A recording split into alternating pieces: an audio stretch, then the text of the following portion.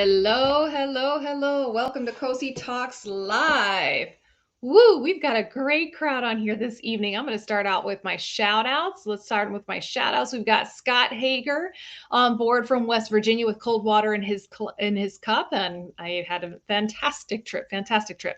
Guys, I am seriously jet lagged right now, so if I am slurring my words, I promise you it's not because I was hitting the sauce. It is just water in my cup this evening. I am trying to rehydrate after my long trip. So yeah, I am. Woo! A little jet lagged, but I'm so excited to see you guys again. We've got Emily coming in from Central PA, Starbucks, honey citrus mint tea in her cup. Got a cold and lost my voice yesterday. Well, Emily, I will be certainly talking for both of us this evening. We've got Donna coming in from Wyoming, drinking water. Robert coming in from Georgia with coffee in his cup. We got Harsh from Richmond, Virginia with water. The accidental pirate from Canada's West. Ay, Dios mío. I'm telling you guys, it's bad tonight. Wet Coast, Langley, British Columbia. We've got Heidi coming in from Iowa. Robert says, I bet Miss Cozy enjoyed Poland. I most certainly did. And he says, I had a blast when I visited there in my military days. What cities did you get to see, Robert? I want to know.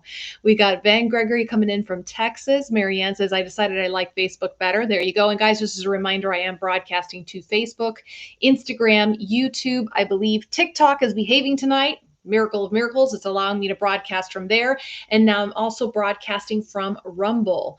We got Chuck from Wyoming. Glad you made it home. I am very glad I made it home too. Thank you guys so much for the well wishes. We got Grant. Grant, I haven't seen you in a while, man. Where you been? From Utah, drinking his Diet Dr. Pepper. I haven't seen you in ages, Grant. I'm glad you're here tonight. We got Richard coming in from Mission, Texas. Susan saying, welcome home. Our day started at 3:45 a.m. Bless your heart, child. Why so early? And she says, Marshall is snoozing away. So just me tonight. I'll tell him all about it in the morning. We'll give Marshall a big sloppy wet kiss from me. We've got Tom coming in as well from Canada. There's they're Harsh again. We got Steve coming in from Michigan with his pink lemonade. Donna from Wyoming. Let's see, Robert West in Plains, Missouri or Montana. Missouri or Montana? Oh man, that's bad. I forget if MO stands for Missouri or Montana. Nothing in a cup, got surgery in the morning. Best of luck to you, Robert. We've got John C. coming in from hot San Diego, East Country, 95 degrees. You beat out Florida today. We were a balmy 81 degrees today, man. Let's see. We got Ham Sandwich listening in from the shower. Careful there. Let's see. We got Jim from Ohio coming in. We got Lisa from Michigan as well. Lisa, it's been a while since I've seen you here, darling. Glad to have you here. And Robert coming in, Missouri. Thank you. Golly, whew, bad cozy. All right, guys. For those of you who are joining me for the first time, welcome. My name is Cozy Belloso. I am streaming here from Tampa, Florida. I'm a physical therapist. I've been a PT now for a little over 23 years, and my passion is working with the limb loss community. If I sound a little bit woohoo today, I just got back from a beautiful trip from Poland. Got in last night, still obviously very jet lagged this morning, and I can tell my brain cells right now are wanting to give up, but we are going to hold on because I missed the show last week because I was in the air. I was very honored to be invited to speak for the second year in a row at the Polish International Forum, Amputee Forum, and I think it's pronounced Forum Amputacji. And if I butchered that pronunciation, I do apologize. But I had the chance to speak there last year to a group of their physiotherapists, and I got a chance to do it again this year. Truly an honor to get to speak in front of this group of clinicians from all over Poland. And other parts of Europe. We had one gentleman that came in from Belgrade to come listen to this conference as well. And it was a 2-day conference. The first day was a variety of speakers, including Dr. Ricard Branemark and a couple of the physiotherapists over in Poland. Julia Pilch was one of them in particular.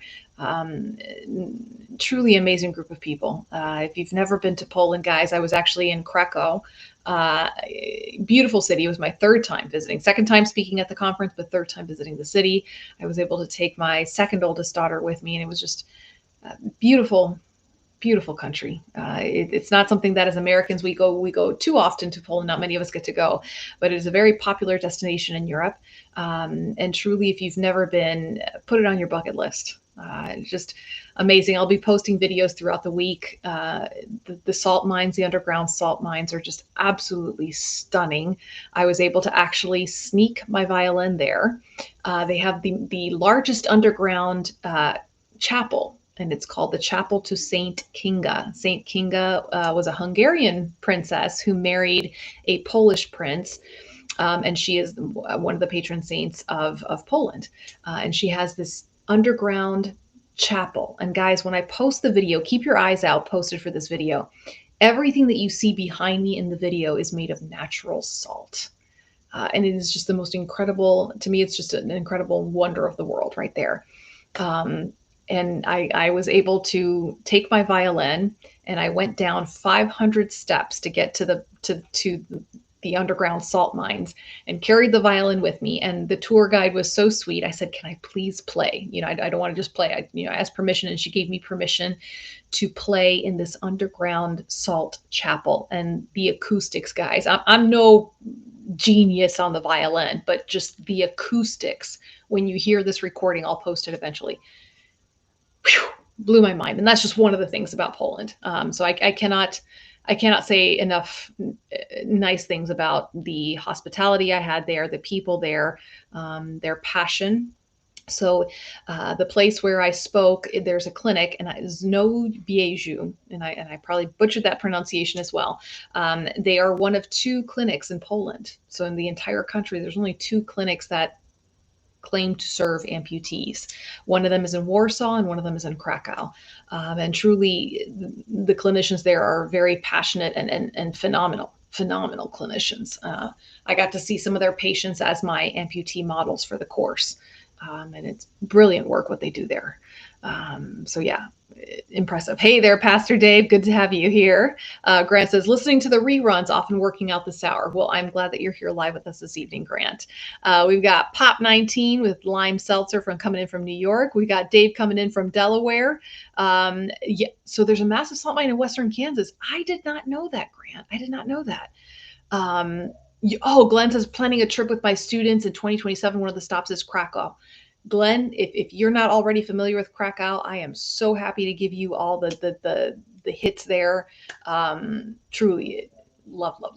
We got Mark coming in. No, it's all right, Mark. I'm busy babbling on and on. I'm going to get started with the show. We got Barbara. My goodness, Barbara, I haven't seen you and your beautiful emojis in ages. I feel like I'm seeing all of my OG people coming on board. We got Grant and Barbara, people I haven't seen in a while. Lisa on board as well. Guys, yay. Good to see you here, man. What's the best time to visit? Definitely not winter.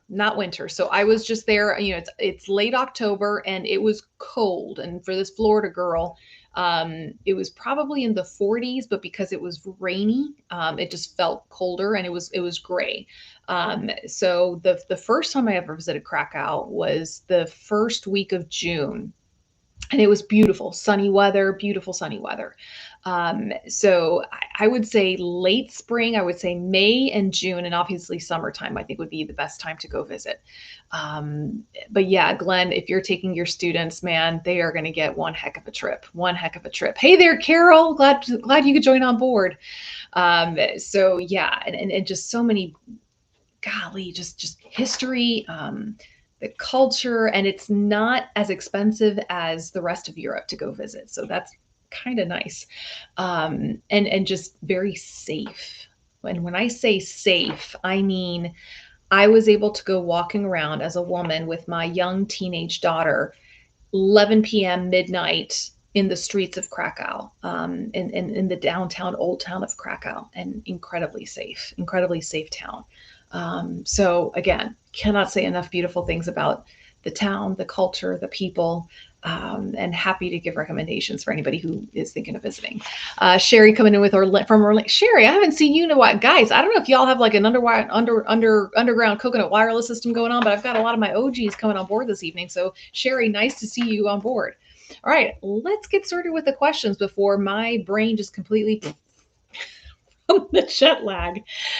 First question came in from Irene Sharon, and this was actually from last week. This is a very interesting question. So, I talk a lot about osseointegration, And actually, there was a lot of osseointegration at this conference as well. And she is asking, I've heard that with the Oprah implant, that the stoma is closed and that it can trap in bacteria, whereas with an open stoma, it does not and may be preferred. Can we address this? Yes, of course. She says, my wound care nurse is from Ukraine, and she was telling me that they had little knowledge about prosthetics or adjustment until after the war started. Hard to imagine getting a leg without adjustments. So yes, and it's just coincidence that we're talking about, a Ukrainian nurse, with me just being in Poland. So obviously in Poland they have, they are treating Ukrainian soldiers. They are treating a lot of the Ukrainian immigrants that are coming in, refugees that come into Poland.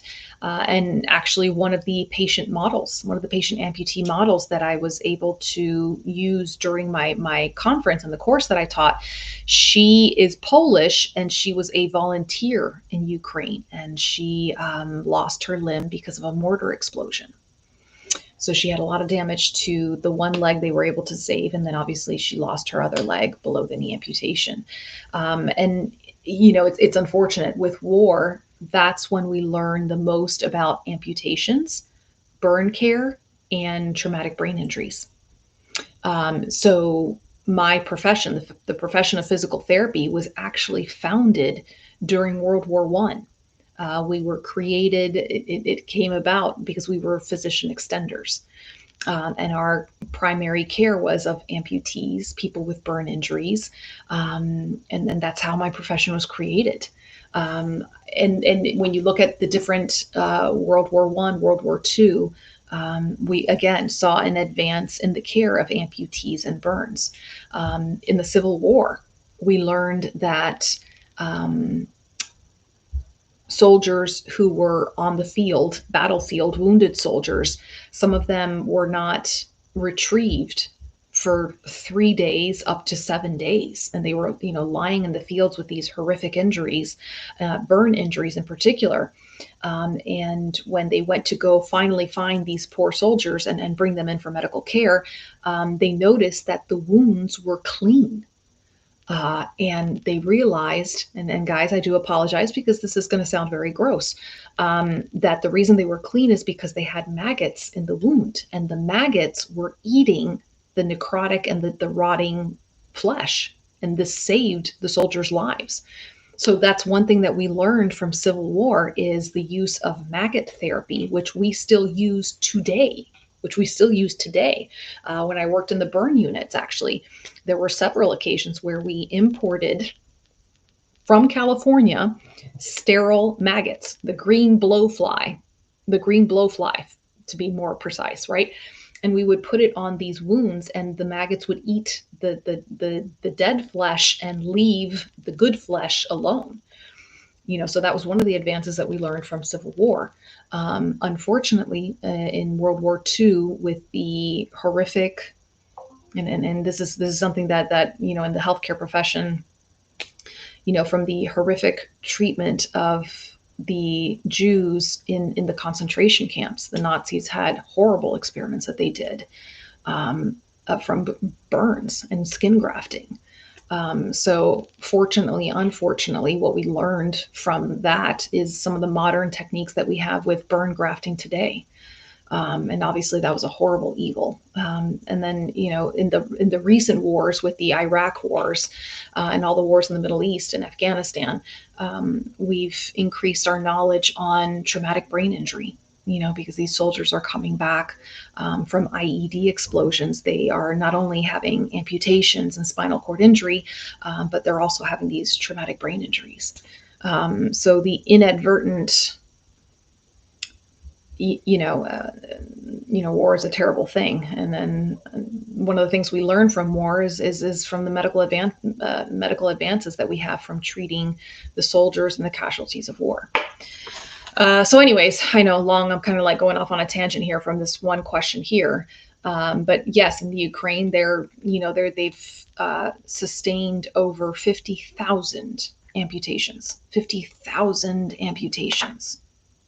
since the war in Ukraine started. So people like myself, people like Dr. Brandemark, and several of my own colleagues here in the United States have somehow or another been helping educate the clinicians over in the Ukraine. So while I was not educating the Ukrainian clinicians directly, these kind of conferences are helping to, treat the soldiers and also the civilians. So when it comes to the Oprah implant, so with the Oprah implant, not all osseointegration is created alike. Currently, there's been 17 different iterations of the osseointegration implant. Okay. Not all of them have come to market. Certainly not all of them have even made it past the trial studies. The two big players out there in the market right now, in the global market, is the ScrewFit and the PressFit. So the ScrewFit is the Oprah implant, and that's the one that is approved, FDA approved in the United States. That is the one that you guys see me talking about on my show. They are one of my sponsors, and I speak about them because they are the FDA approved in the United States. The other big player is PressFit, okay? It's a different type of implant and how it's implanted, and then how the soft tissue is worked. Okay.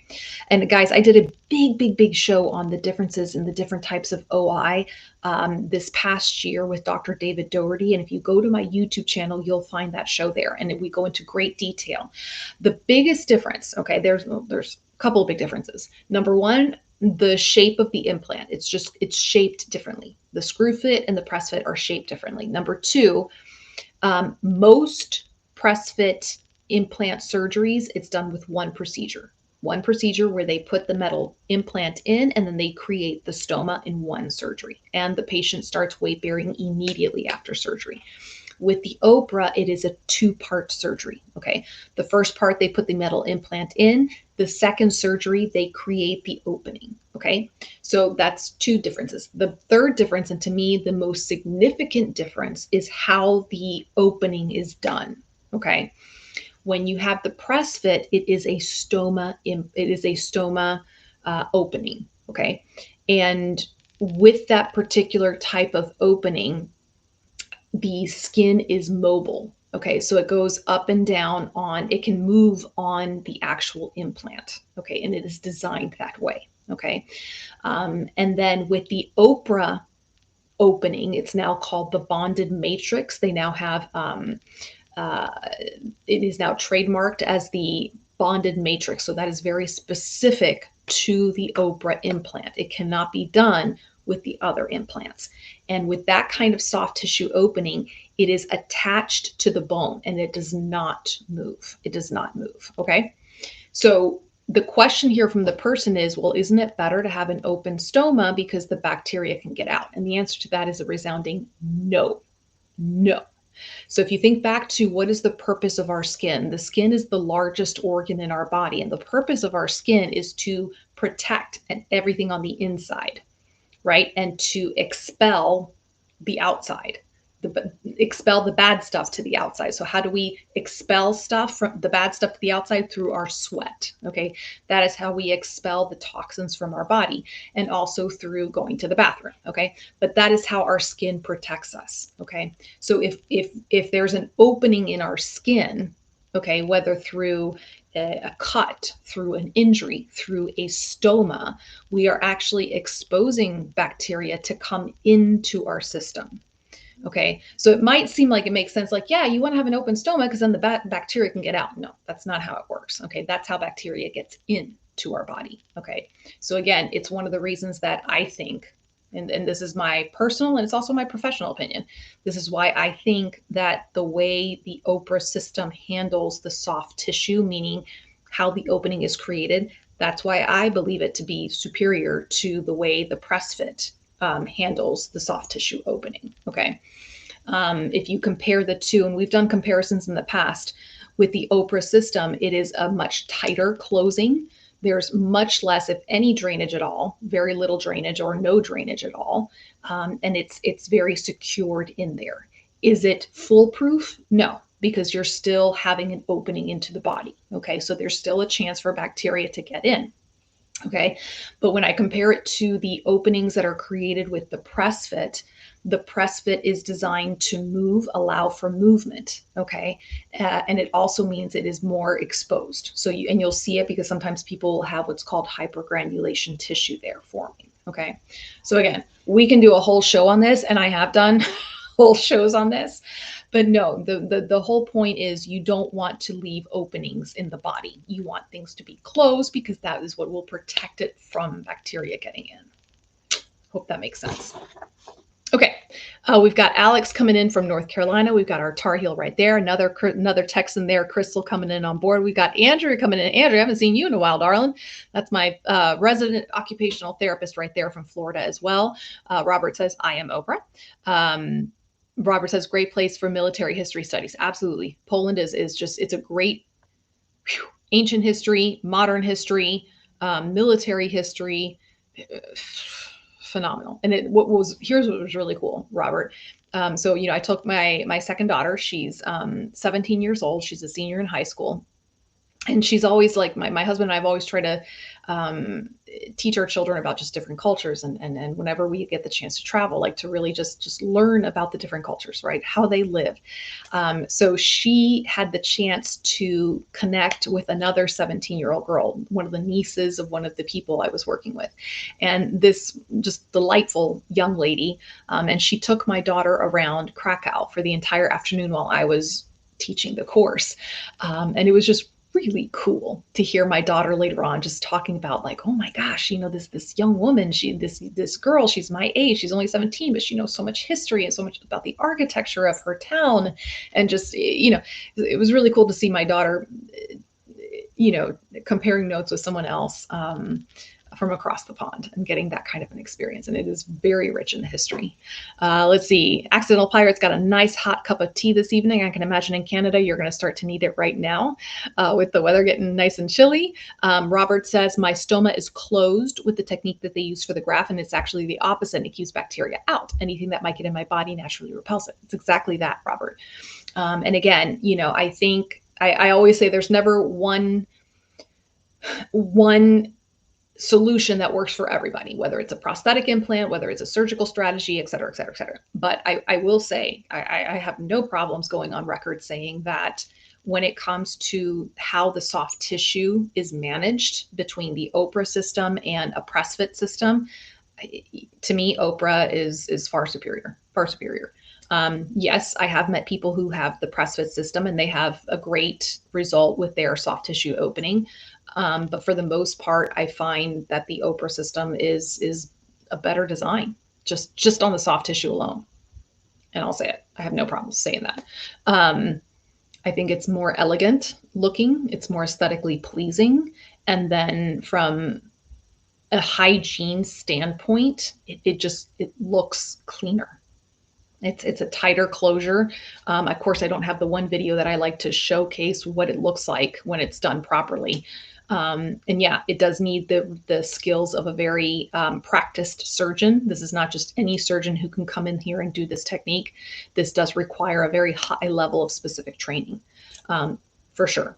So anyways, let's see, we got, Dave says Rehoboth and Luz misses you.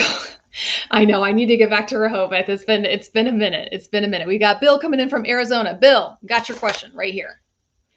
Bill says, I have been out of my legs for a while due to my new legs being uncomfortable. I realized I needed to add socks. My question is, now that I'm back in my legs, I'm sore. I get tired out faster and my gluteus maximus feels like I've just power lifted 1,000 pounds. Is this normal? And what do you suggest to get my rear in gear? Hope you're having a great conference. Yes, I did, Bill. Thank you for asking. So basically, yeah. I mean, if you being out of your legs, whether you are a unilateral, but even more so as a bilateral amputee, it's going to decrease your endurance. And this is something you guys have to, that I'm sure you all know, but just as a reminder, the higher the level your amputation, and if you go from being a one-sided to a two-sided, a bilateral amputee, the higher the amount of energy that you have to expend to walk, right? And I actually said this at the conference this past week. When we are, as physical therapists, we test the strength of your muscles. We have a certain grading of muscles from 0 to 5, 0 being a muscle that's paralyzed and 5 being a muscle that is at normal strength, right? So when we test an amputee, sometimes my amputees, they might have a 4 or a 5 strength grade on their gluteus muscle, right? On their butt muscle. It might grade as a 4 out of 5, which in a person with 2 legs, that's fine, right? But as an amputee, a 4 out of 5 and a 5 out of 5 strength might not be enough. Why? Because that 5 out of 5 strength was good when you had the rest of the muscles in your legs to help out. But now that you're missing those muscles in your legs, the gluteus maximus has to take more strength on, right? So we should actually probably create a 6 out of 5 and a 7 out of 5 muscle grade strength, right? So then when you spend days that you're not walking in your socket and doing that regular walking and maintenance of walking, you're going to lose some strength that then becomes amplified. Okay. So for a person like me to say, okay, I'm not going to walk for a day or two, well, fine. I'll get up the next day and I'll day 3 or day 4 and I'll start walking and I'll be okay. But for someone who's an amputee, it's going to feel more of an impact because your muscles are already having to work at that much of a higher level just to get you walking. Okay. Now, does this stuff happen? Yeah. I mean, amputees will get sick. They might get the flu. They might get COVID and they're knocked out for a few days and they have to get back onto the horse. And I know many of you have probably already had this happen. In fact, guys, let's go ahead and throw it in the comments section. When you guys are like laid out because you're sick and you have to be in bed for a couple of days, do you notice it when you start walking again, that you're even more tired, not just because you were sick, but because you were out of your legs for a period of time? Okay. So yeah, it is a thing. And then the thing is, how do you get back into it? Well, the best way to get back into it is get in your legs and start walking again, for sure. Like get back in those legs and start walking. If it's been a significant period of time, okay, then yeah, you might need to do some specific strengthening exercises. And the best one you can do is the bridges exercise that's in my book, okay, and to get those glutes strong again, okay. And the other thing that you can think about is if you are having to be out of your legs for a period of time, maybe it's because your legs don't fit, you're transitioning, whatever reason, investing in a small hand bike. Okay. It doesn't even have to be a big fancy one. I used to use the ones when I worked in home health, those little pedals that you can buy at like Walmart or off of Amazon that are meant for your feet, right? I used to sometimes put those on a kitchen table and have my older folks who couldn't quite do the legs very well and use it on their hands to keep up the endurance that way as well, your cardiopulmonary endurance. Okay. And then continuing to do exercises on your bed. Okay. You don't have to have your legs to do exercises, keeping that in mind. Okay. Those of you who have my book, right? Those of you who have my book, this book has a lot of exercises that can be done with and without the prosthesis. I wasn't planning on doing this, guys, I promise, but I'm just going to go ahead and put the QR code up there. Do I have the QR code? Okay, there we go. So if you don't have the book and the video exercises, you can buy them off of there. Okay. But yeah, the best way if you are not able to wear your leg and do your general walking is get a cheap little pedals and start doing that with your arms and doing the exercises. All right. Let's see what, let me just read through some of these comments that just came in.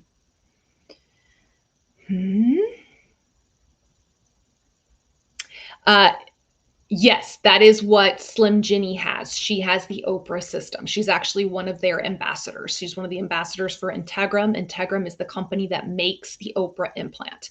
So Ironman, yeah. And Ginny is a fantastic example of how successful that can be.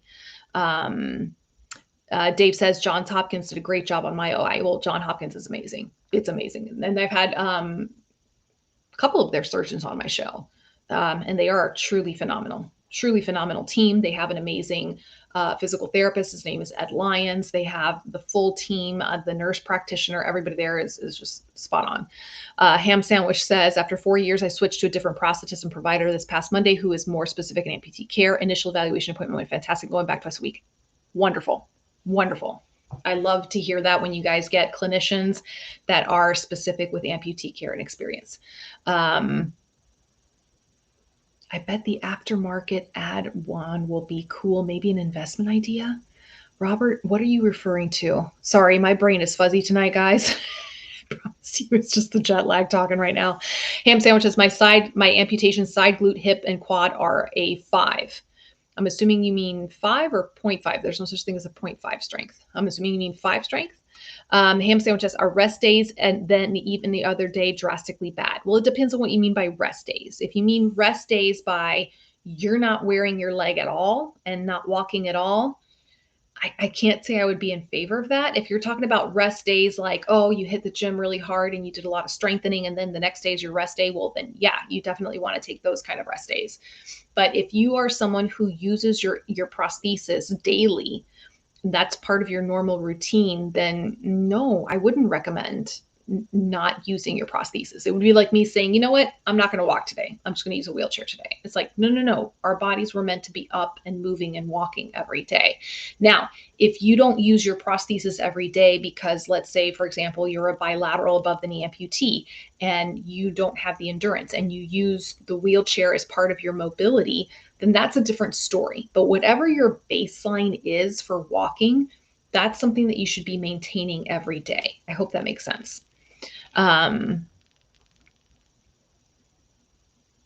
Let's see, Rick from Alabama, dealing with SI joint pains for 1 year and it restricts mobility. Do you see this a lot? I mean, yes. So SI joint, your sacroiliac joint, that can become a problem as we age.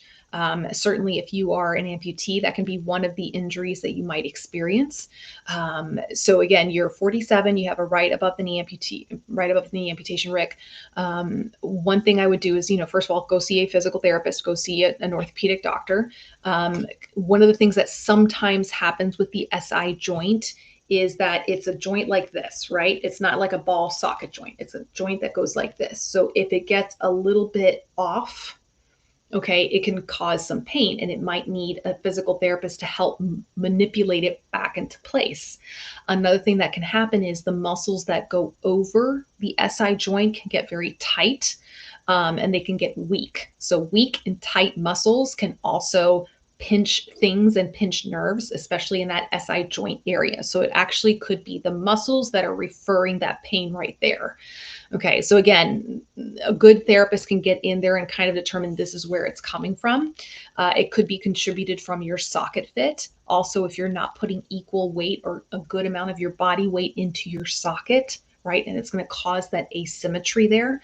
So again, Rick, it's certainly the SI joint that I've had that before, and it's like, oh, right, that can be a real pain in the bum, literally. Okay. So getting to an orthopedic physical therapist who can kind of assess what's going on, starting with how is your posture looking in your alignment, and they can really start to pinpoint where it's coming from and then how to resolve it. Okay. Iron Man says that, yeah, definitely feeling the drain. So muscles have to wake up again. Yeah. Pokey Jamar says, I sweat more when I'm down for a few days. Yeah. Richard says, blood blister, 3 weeks, no prosthesis. Yeah. And that one is what always kills me. And again, guys, this is why I'm really strict, like with my own patients when it comes to taking care of their skin, because any little blister, any little chafing, and you're out of the socket. And it's game over until it's completely healed. Yeah. So again, that can also put a drain then on your endurance. And then what do you do about it? So again, having that little hand bicycle thing to keep your cardiopulmonary endurance, and then continuing doing strengthening exercises to keep your strength up. Okay. Let me get rid of this. Okay. What else? Let's see. Accidental Pirate says, absolutely, amputee fatigue is a real challenge. Yeah. And here's the funny thing, and not funny thing, but here's the thing also to consider. Yes, you have to address cardiopulmonary, right? That's something that you have to maintain and you have to work on to keep your endurance up. The other thing you have to take into consideration, or your physical therapist needs to take into consideration, is the endurance of your actual muscles. Okay. And again, this is one of those nuances that it's the difference between going to a personal trainer versus going to a physical therapist. Okay. As physical therapists, we're not just thinking of power when we strengthen your muscles, we're also thinking of endurance. Okay. Now, guys, we've talked a lot about the nuts and bolts and the real nerdy stuff about strengthening muscles, right?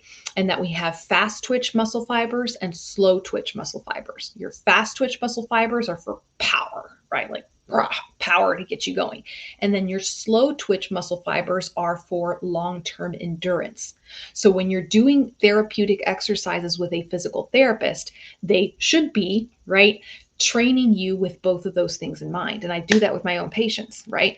So when I have them do an exercise, I'll have them do part of the exercise to target the fast twitch, the power fibers, and then part of the exercise to target the endurance, the slow twitch fibers. Okay. Because that's also what contributes to your fatigue, right? You can, do cardiopulmonary endurance exercises till the cows come home. But if those muscles don't also have that endurance, you're going to always be struggling, right? So that's why it's important. You guys have to do both. You have to do strengthening exercises to get the muscles strong and with good endurance, good stamina. And then you also have to do just the traditional cardiopulmonary work as well. Let's see. Robert says, I volunteer for my daughter's band on Fridays. I have to take a whole day to recover. Robert, that's just being a parent right there, darling, because whenever I do anything for my kids' school, I spend the whole day recovering. But no, I understand what you mean. Yeah. I mean, you put more effort in and you're going to be wiped out the next day.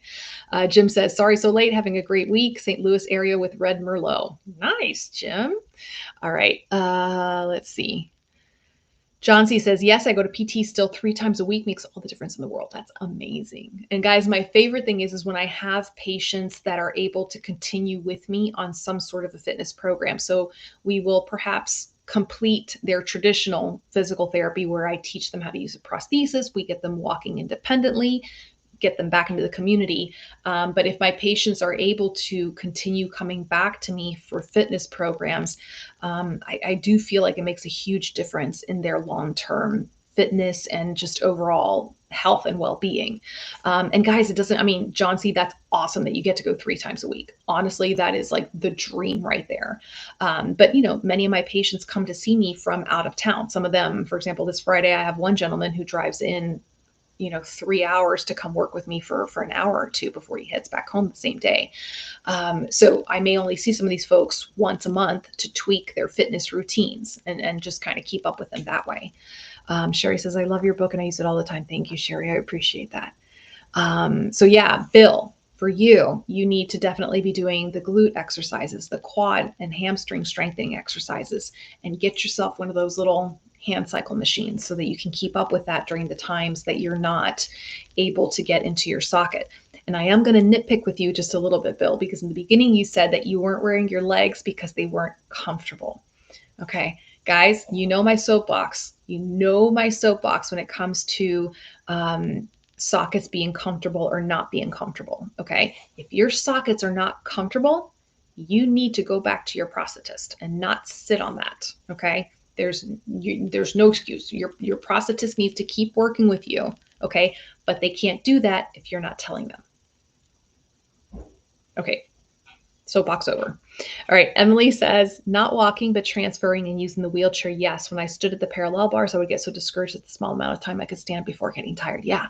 And honestly, Emily, a lot of times, like, there's always a point in time in the recovery of my patient when I'm working with them, if I'm doing like the traditional, like amputee teaching you to use your prosthesis protocol, there always comes a point in time where my patient's mobility is doing great and they're popping, but then they're getting so tired that they have a hard time doing more, right? And that's usually for me the time where I'm like, okay, now we really got to hit the cardiopulmonary. Like up until now, we've been working a lot on the mobility, the balance, the strengthening. Now that we've got a lot of that going, now we've got to get the cardiopulmonary going so that you can keep up with all of your mobility progress. Because yeah, and sometimes there are, some folks who have more complications in their particular case, and their endurance is holding them back, right? And we've got to work around that and get pushed through that through different techniques and strategies. All right. Iron Man says, this is Eric Southwood. Thank you. I met Slim Ginny in Denver and was amazed at how well the soft tissue looked and healed. She moved so effortlessly with it. Yeah. Yeah. And guys, it's not to say there's not complications. There's complications with any major surgery you have, right? Let's just get that out there. And the open disclaimer said none. But I've seen so many OI surgeries. I keep going back to Oprah. Robert says calf thigh clips of that kind of leg. Yeah. Jim says, anything ever come of the desire to have an amputee certification? Interesting that you should ask, Jim. So yeah, there's a phenomenal group of physical therapy colleagues that they for years have been heading up the fight to get an official amputee certification. So guys, in the world of physical therapy, when you graduate as a physical therapist and you sit for the board exams and you get your license, you are licensed to be able to treat any patient, any specialty. And I haven't sat down to do a count, but I think there's at least 20 different specialties in physical therapy, right? You can do pediatrics, you can do trauma, you can do orthopedics, you can do cardiac, you can do neurological, you can do infectious disease, you can do burn trauma, you can do lots and lots and lots and lots of vestibular rehab, women's health, right? And then, so after you get your license, you can then study further to get a specialized certification. Okay. Some people choose to do it. Some people choose not to. In my own personal case, I chose not to go for a specific certification. I chose instead to work a little bit in every specialty. The only specialty I have not practiced is women's health and vestibular rehab. And that was just my personal preference, right? To date, there is still not an amputee certification. Isn't that crazy? My profession was founded on the basis of treating amputees. Remember what I said about World War I at the beginning of the show? But we don't have a specialized certification. Blows my mind. We do have, like I said, though, very passionate PTs out there that they are doing all of the political red tape, paperwork, petitioning stuff that you have to do to make this happen. I hope it'll happen within the lifespan of my own career, and I'd love to be able to see that come to fruition. That being said, to me, what truly makes an amputee specialist is experience. So, for me, I have a lot of colleagues. I've been doing this now for over 23 years. I have colleagues that have been doing this for over 30, close to 40 years. So to me, it's not just about the certification behind your name. It's the experience that you have in it. And that to me speaks also volumes right there. Let's see. Earl coming in from California, better late than never. Glad you're here, Earl. Robert says, I can't type tonight. Clip-ons for shin, calf, or thigh. That could be a good investment. Thank you. Okay. No, I get it, Robert. Let's see. Ham Sandwich says, best rest day. I mean, a day where you don't wear prosthetic and only using wheelchair around the house, being immobile all day in a cedar bed. No, I got to say no, Ham Sandwich. The only thing I can think of is if somebody has cardiac problems, or if they're having problems with their skin, something that medically requires them to take a rest day. That's the only thing I would ever say, like, yes, you maybe should take your leg off. So somebody who has congestive heart failure, but even then, they've maybe pushed themselves too hard. But again, very specific circumstances. But in general, no, your body is meant to move. Your body is meant to get up when the sun comes up and to keep moving until the sun goes down. That's how our bodies were built. And so for me, it's always my goal when I'm working with my patients is, how can I maximize the time that they spend using their prosthesis throughout the day? And yeah, for some people, it's only a few hours. Some people, it's the entire day. Like their leg comes on the minute their eyes open up. If their eyes are open, their leg is on, right? That's what some of them say. So yeah. Pat says, how about a hand cycle for those unable to wear the prosthetic for a bit? Great upper body, core, arms, and getting the heart rate up in the target zone is play fun. Yeah, no, and that's exactly it, Pat. So I think you may have jumped on after I mentioned it. But again, if you go to Walmart or you go to Amazon and it's the little those little pedals that you put at the person's feet and, they can pedal. I use that in home health. So sometimes in home health, I had an elderly patient that couldn't quite coordinate their legs, or they had an amputation. They couldn't use it for their feet. So I would put it on the kitchen table and off they go. Yeah, I think it's a fantastic device. Dave says, I start with a new PT in Lowe's next week. I need to improve. Awesome. Bill says, instead of sweating with the oldies, sweating to the amputees. Oh my gosh, I understand that reference. That means I'm old. That means I'm old, Bill. Love it. Bam. All right. Hey, Linda from New York. Thank you for coming by. What was my favorite meal in Poland? I ate through that town. I'll tell you what, Bill. Here's what's interesting. Poland has phenomenal Polish food, but a lot of the restaurants I went to had fantastic Italian food, and I love Italian. So there's one restaurant there, and just the best carbonara, so good. But then there was another restaurant, my last evening there, that my hostess, she was my hosting physical therapist. Her name is Aga, and I really need to have her on the show. She's just a phenomenal human being, phenomenal physiotherapist as well. So she took me to one of the newer restaurants, hip restaurants there. And in Poland, they do a lot with mushrooms. They have this flavorful mushroom soup and broth, and mushrooms are a big part of their diet. And it was just this oyster mushrooms on a skewer. I don't know what they did to it, but I ate like this big of a skewer. Lovely beer. Had a nice couple of nice beers, pierogies, of course. Like, duh, you go to Poland and you have pierogies. So I had a lot of that. My daughter loved those. I think she just kept eating off my plate. They have these gorgeous bakeries with pastries that are this big. Not joking. I think there's a video I posted of pastries this big that are just so delicious. So yeah, awesome. Let's see. No certification for amputees. I know, it's insane.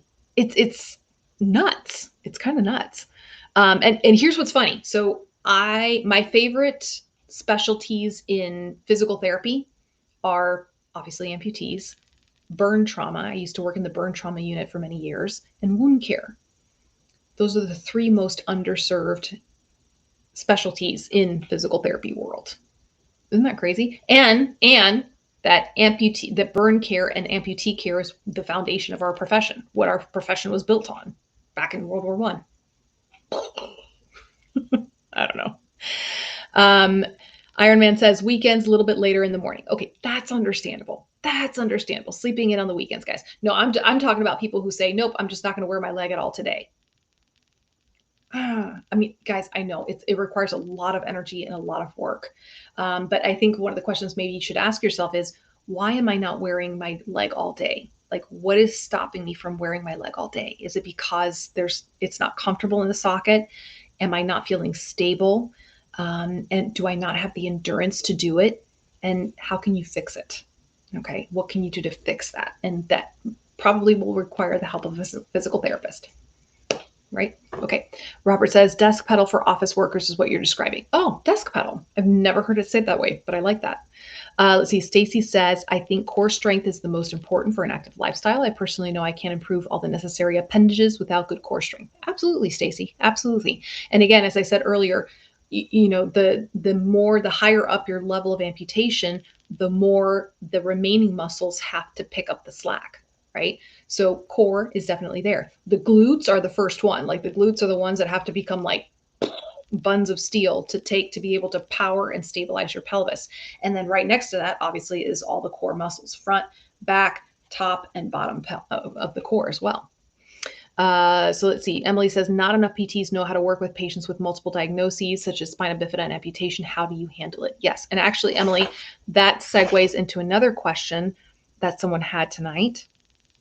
Here from Pop19 says, I'm not a traditional below the knee amputee. Any advice for the polytrauma peeps? I want to be a K5er, more aim higher, the higher you expect. Any advice for bony prominences become more pronounced since 2023? Okay, so yeah, And in fact, like I said, mentioned earlier, the first years of my profession, I spent working in a level 1 trauma center. So what we saw were the poly traumas, the burn traumas, the spinal cord injury traumas, the traumatic brain injury traumas, and amputation. And usually in the trauma centers, it wasn't just an amputation. The individual would have multiple associated injuries, right? Usually either from a car accident or being hit by a car. Miami is like the #1 city in the United States for pedestrians hit by cars. It's insane, right? Or in some cases, some sort of act of violence, right? Just even in Poland right now, the patient models that I was given to use for the conference, they were polytrauma victims. One of them from the war, one of them from a traumatic accident, one of them from a bike and a tram accident, really horrific accident there. So polytrauma. So how do you handle it as a clinician? It can be very intimidating, especially if you've never worked in a trauma center before, to see someone with all of these injuries and you're sitting there going, where do we begin? Where do we begin? It actually brought to mind the movie Unbreakable. Have you guys ever seen that movie? It's an old movie with Robin Wright Penn and Bruce Willis and it's Samuel Jackson. Anybody remember that movie Unbreakable? Put it in the comment section. So when it comes to these injuries, obviously we get a lot of training on how to deal with these injuries. But one of the things I tell the physical therapist when I'm working with them is saying, sometimes the amputation is not necessarily the worst of the injuries, right? And those of you, I don't know if there's anybody here tonight who's had this particular situation where a lot of times if I had a polytrauma patient who lost their limb, the amputation side was not the problem. It was usually the other side, the side that had the limb salvage done, right? That obviously in these traumatic accidents, the surgeons are doing their best to save as much of the tissue as they can, right? So the patient usually ends up having more issues with the sound limb. And how do we treat that? Or in the case of a non-trauma accident, so, in Emily's case, as she has shared with us, she has a history. She was born with spina bifida and has lymphedema, chronic lymphedema, and then became an amputee. So it's 3 major pathologies that are at play right now, right? And she still has the lymphedema and obviously still has the spina bifida. So in cases like that, this is where, for me, this is why in my career, I chose to practice in several different specialties, so that when I see a complicated patient like this, I can pull from my experience working with pediatrics to treat the spina bifida. I'm not a lymphedema specialist by any means, but I know the basics enough to know on how to manage it once it's under control. And then obviously my experience with amputee care. As a patient, if you're sitting there going, what do I do? You need to think about what is your most pressing issue. Okay. So Emily, in your case, I think it's your spina bifida is what creates the biggest obstacles for your mobility right now. Not so much your amputation, your spina bifida. Okay. So finding that therapist that specializes in spina bifida, usually a pediatric therapist. Okay. Or a therapist who specializes in spinal cord injury, because that's exactly what spina bifida is. It is a spinal cord injury from birth. Okay, so finding a rehab center that has spinal cord injury specialized therapists. Okay, and you will find that even more than you will find amputee specialists. Okay. And then here's the kicker, guys.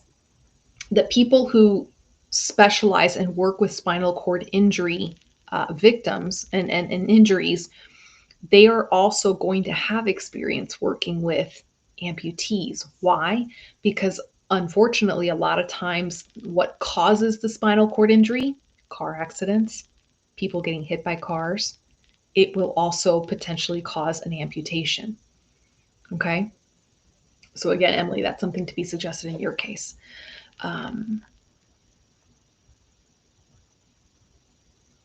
And then the other side of it is for folks who lose their limbs due to vascular and diabetes. Again, therapists nowadays, they should be well versed in this. Why? Because our population is aging. We are living longer, and our population in general is much more sick. right? So our patients are living longer with multiple comorbidities, with multiple diseases present, whether it's vascular, diabetic, autoimmune. And this is something that as physical therapists, we are trained to be able to manage the complicated patient. It's not to say that all therapists do this and do this well, but they are supposed to be trained this way. Okay. It could be that you need to find therapists that work in a hospital setting because they are more versed in this versus an outpatient orthopedic setting. Again, this is where when you are shopping around for a physical therapist, it's okay to ask them these questions. Like, ask them, are you comfortable handling a complicated patient like myself? I have X, Y, and Z issues going on. Are you comfortable dealing with it with a more complicated patient? Okay. And there's some of my colleagues that are not, and that's okay. That's okay. I have some colleagues that they are very, very niche specific in what they do. Like some of them are very specific to sports injuries, right? So they're used to dealing with healthy 20, 30, maybe 40-year-olds that are high level performing athletes at the peak of their health. And the therapist is just very well versed in orthopedics, like the shoulder and the knees. And So they may not necessarily be experienced in the complicated patient. Okay. And that might not be the therapist for you, right? So continue to shop around. Okay. Ham Sandwich says, I'm guilty on a typical week, only wearing my prosthetic and getting vertical every other day because working from bed is comfy. Sounds like I need to start changing my habits. Ham Sandwich, yeah. I'm going to say yes. Again, unless you have a medical condition that precludes you from being able to use a prosthesis. And even then, guys, I've worked with people who are days away from heart transplants. There is a safe way to improve your endurance even then I'm going to put your feet to the fire, Ham Sandwich. I'm going to say, yes, you need to get out of bed. You need to put your prosthesis on and you need to move. A Ham Sandwich says, I don't want to wear myself out and let my muscles have rest days like the old gym days, but it sounds like I'm mistaken. Yes. Yeah. And again,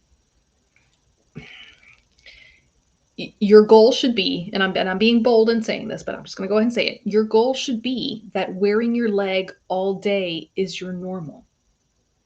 That's the goal you want. Okay. Anything extra, is exactly that. It's extra. So Ham Sandwich, think about, you mentioned the old gym days, right? So in the days before your amputation, you were walking around all day, every day, and then you would go to the gym on 3 or 4 days of the week. Okay.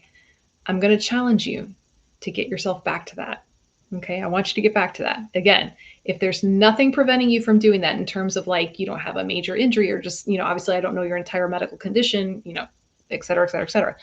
But if it's for comfort, then I'm going to tell you, get up, get moving. Okay. And then get yourself all day with that prosthesis and then go back to the gym for a couple of days for extra strengthening. Okay. Emily says, what role do PTs play in wound care? I've had more than my share of wound care. Not as much as they used to, Emily. So there is such a thing as a wound care specialist for physical therapy, and they will function just the same way a wound care nurse will. Okay. The only difference is that the nurse is able to administer injections, which doesn't necessarily apply to the direct wound care itself. But physical therapists, that was something that I really enjoyed doing. I really loved working in wound care. The hospital I worked at in Miami, we had a wound care room where we had the Hubbard tanks, those big, they look like little spa tubs. And I would see patients there and do wound debridements. So debriding and cleaning wounds, and dressing wounds and doing just general wound care. Over the years, that role has diminished. So when I first started working, not even when I first started working, when I first started volunteering as a high school student, I'm not going to tell you guys how long ago that was, right? Almost every outpatient clinic, major outpatient clinic, had a wound care therapist there. So all the major hospital clinics had a wound care physical therapy specialist. And just over the years, there have been less and less PTs doing that work. Part of it has to do with insurance and the reimbursement and all that baloney, and the demands on physical therapists to see multiple patients an hour, which again, I think it's absurd. And obviously with wound care, you have to be one-on-one with the patient. So in many hospitals, that role has been given to the wound care teams in the hospitals. Again, the hospital I worked at, I was very fortunate that we had a great wound care team that was made up of an attending doctor and nurses, and they did a lot of the bedside care in the hospital. And then they would send me the patients to do the outpatient, to do the Hubbard tank and the debridements there. So again, and it's funny with physical therapists, you have the majority of physical therapists do not like doing wound care. They don't. And I have this conversation with a lot of my colleagues all the time, and we have a good chuckle over it. You either love it or you don't. And it's interesting when you talk to physical therapists, the physical therapists who like doing wound care usually also like doing burn care and amputee care. Something about those three specialties that kind of go hand in hand. Robert says, I don't wear my leg all day. I take it off at night because I don't want to risk a blister or a bone bruise. So wear about 8 to 12 hours, but have it off when not needed. That's fantastic, Robert. That's and just so you guys know, like, yeah, no wearing it at nighttime when you go to bed. No. At that point, your skin needs to take a break and breathe. No, 8 to 12 hours is a success. That's a success. I think that's fantastic. Yeah. Stacy says, I agree. I also have multiple sclerosis and paralyzed on 2 separate occasions due to severe lesions in my C-spine and had to relearn to walk twice prior to amputation.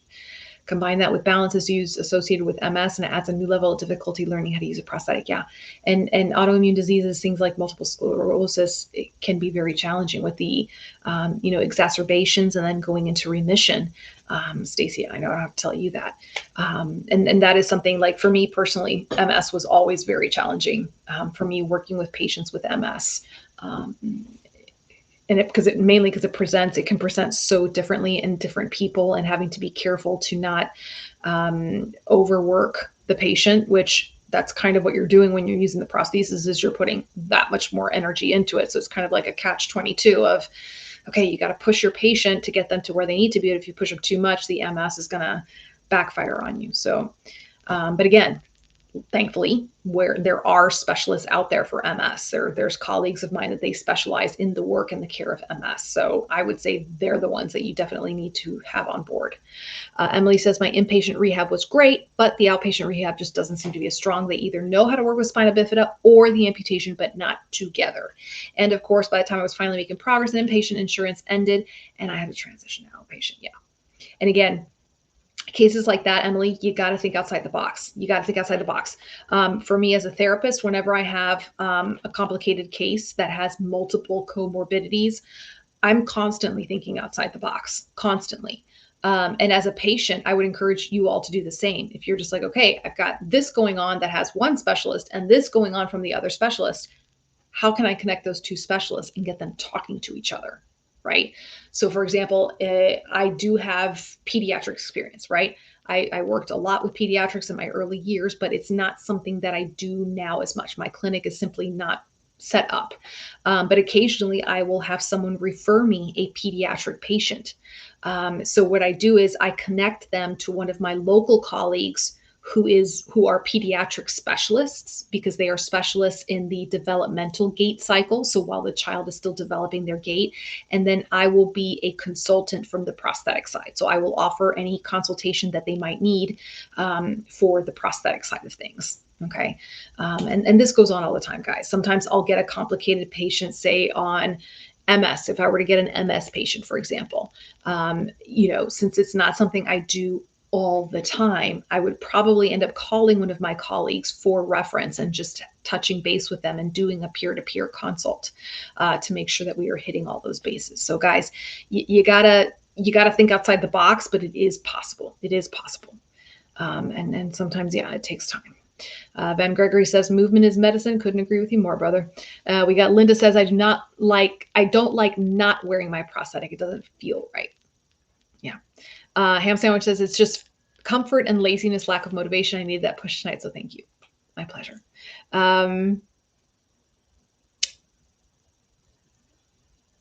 Oh, yeah, I see what you mean, Pat. The recumbent bike. Yeah. No, I agree. I love the idea of a recumbent bike. Usually, unfortunately, what I run into a lot is the expense of the recumbent bike, and some people don't have the space in their homes. But yeah, no, I'm totally with you on that.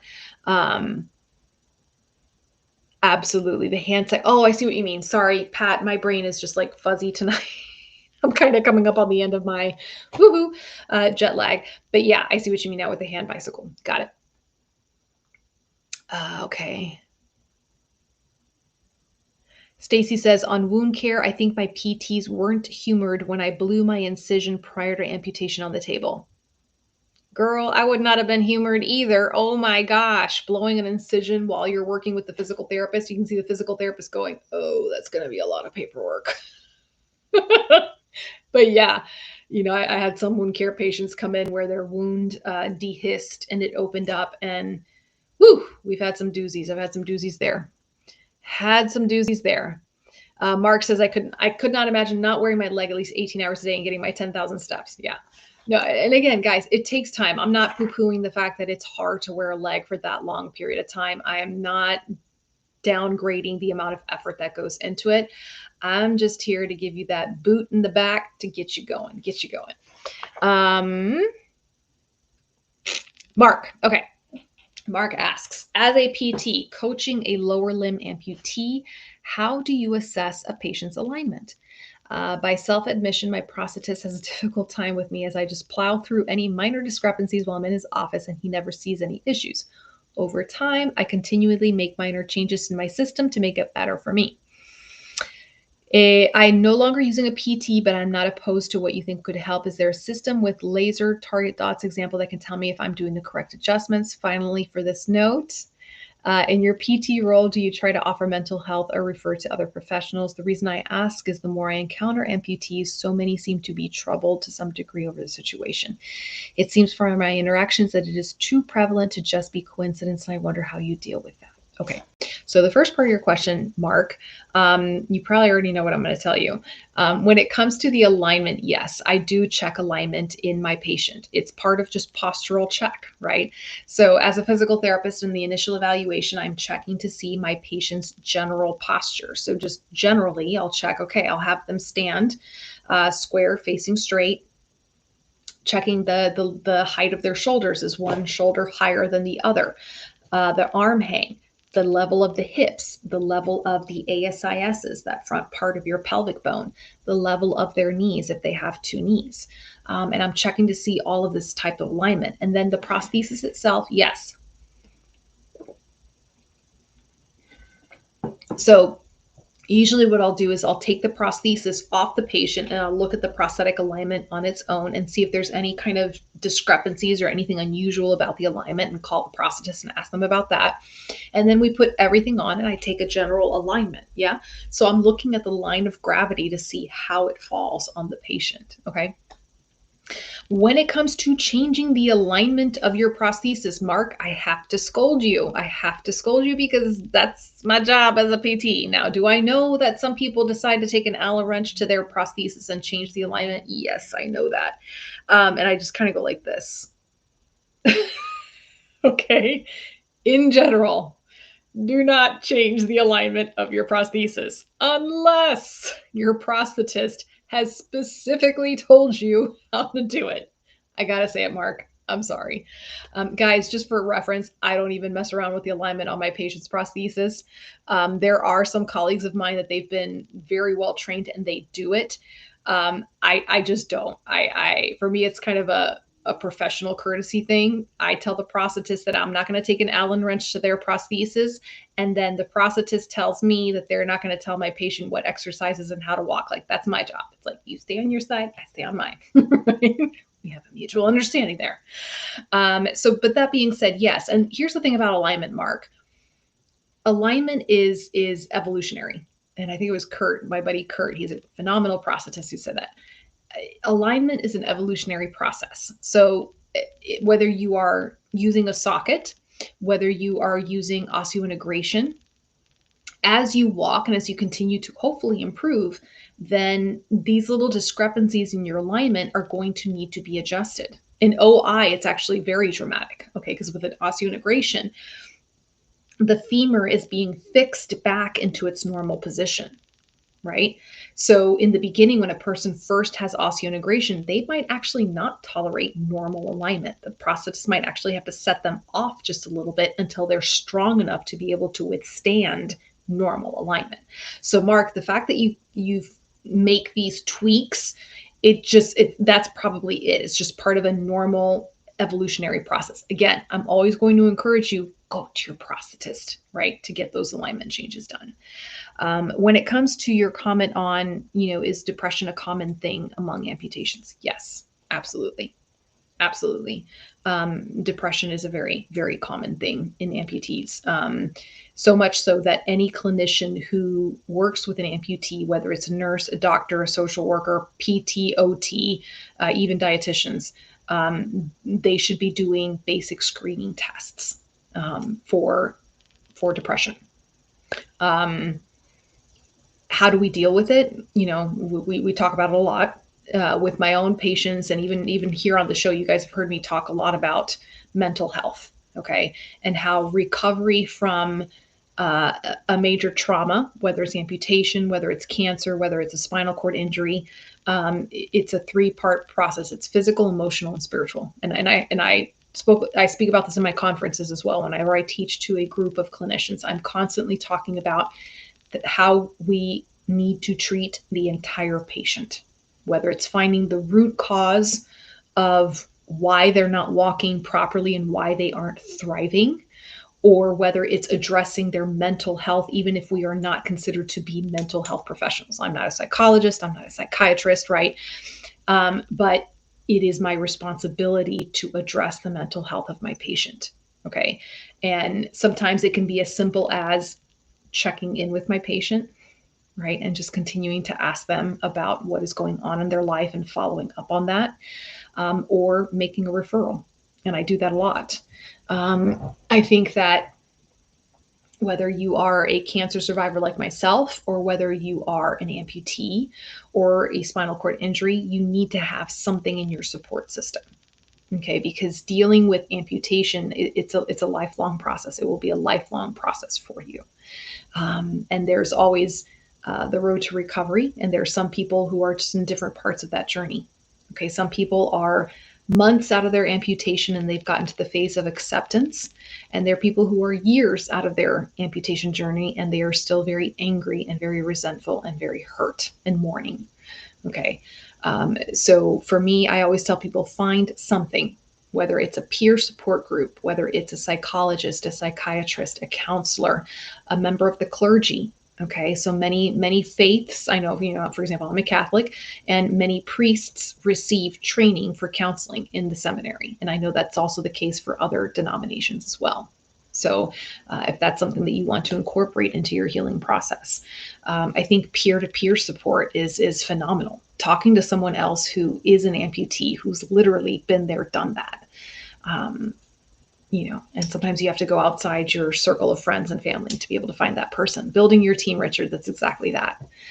So yeah, I'm a huge proponent of talking about mental health, about helping others get to that point. And again, part of it is it has to come from the person. They have to want to get that help as well. And it was very interesting. I was actually discussing this with my husband when I got back from the trip. And, this happened to me when I went to Guatemala. And this happened when I went to Poland, 2 very different countries, right? You have one that's a third world country and one that's a first world country like the United States. And what I noticed is they had 5 amputee patient models to work with me for the conference, that they were my models to demonstrate. And before I went to Poland, they sent me a description of these patients, just like this is what the patient's age, their amputation level, the reason behind their amputation. Guys, the 5 amputees, all 5 of them were very dramatic traumas. Like, amputation is dramatic, right? But all 5 had horrific injuries. And I'm looking at the paper going, holy smokes, these are going to be some challenging patient models, which was fine with me because I'm like, good, we can help, we can work with these folks, right? Guys, I get there. All 5 of these models were walking by themselves independently. And my jaw just dropped. My jaw dropped.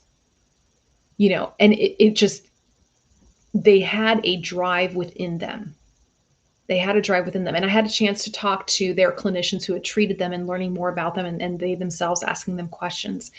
And it's interesting that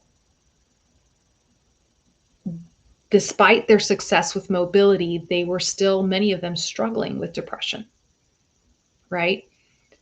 There was just something in there. I don't know what it was. I don't know what the secret sauce is. And in Guatemala, I found the same thing, that there is high rates of depression among the amputees there, but they achieve such a high level of mobility. I don't know if it's because in those two countries, they don't have the access to the community that we have here in the United States, like just simple things like ramps and elevators and curbs. And I guess maybe their mindset is, I've got no other choice. I've got to figure out how to get through this. Like, I don't know. They don't have an amputee coalition, right? So what is the difference there? What is that secret sauce that, despite the fact that they are experiencing the depression, the traumatic stress disorders that we have here, but they're pushing through it and getting this high level of mobility? Okay.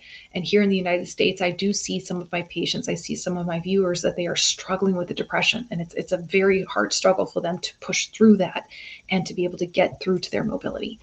I don't have an answer. I really don't. But it's something that it really made an impact. When I saw that, really made an impact on me. Yeah.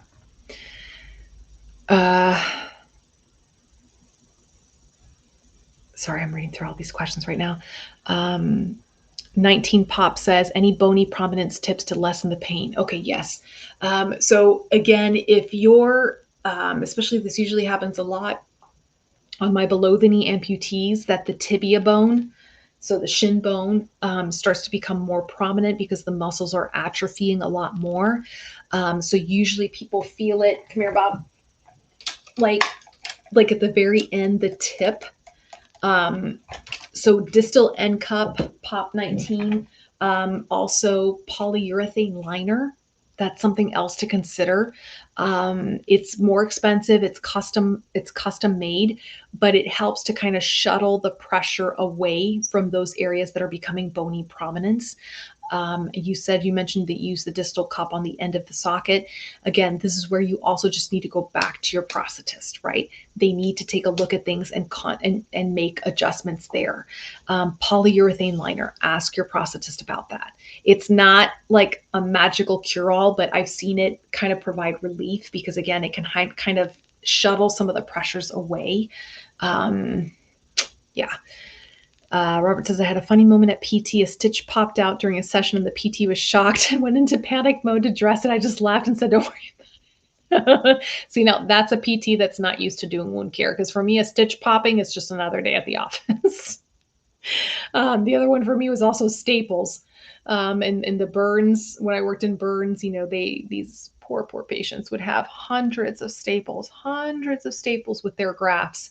And sometimes a couple of weeks later, you'd be working with the patient and you're like, there's something sticking out of your skin. And you're like, oh, it's another staple. Let's go and pull that one out. Let's see. Iron Man says, it took me a while. I'm coming up on my 17th ampuversary. Got to give yourself some grace. Yeah, absolutely. 19 Pop says, ampuversary, borrowing that for sure. Oh yeah, that's a popular term. That's the hip term, 19 Pop.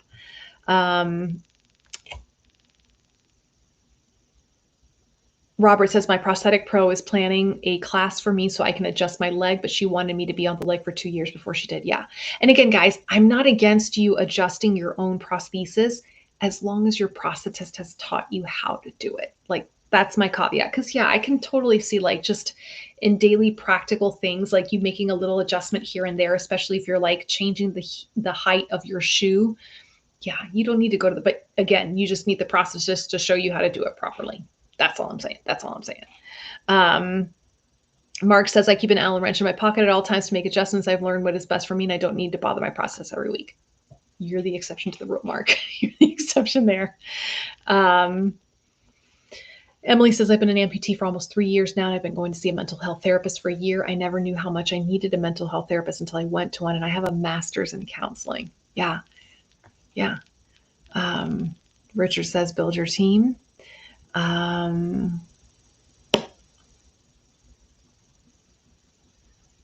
Iron Man says, on a side note, I just became a certified peer visitor. That's fantastic. That is fantastic. And again, guys, I sometimes think that receiving the counseling is important, but then sometimes when you get to the right point in your life and you're ready to help someone else, that helps you in the healing process as well, I think.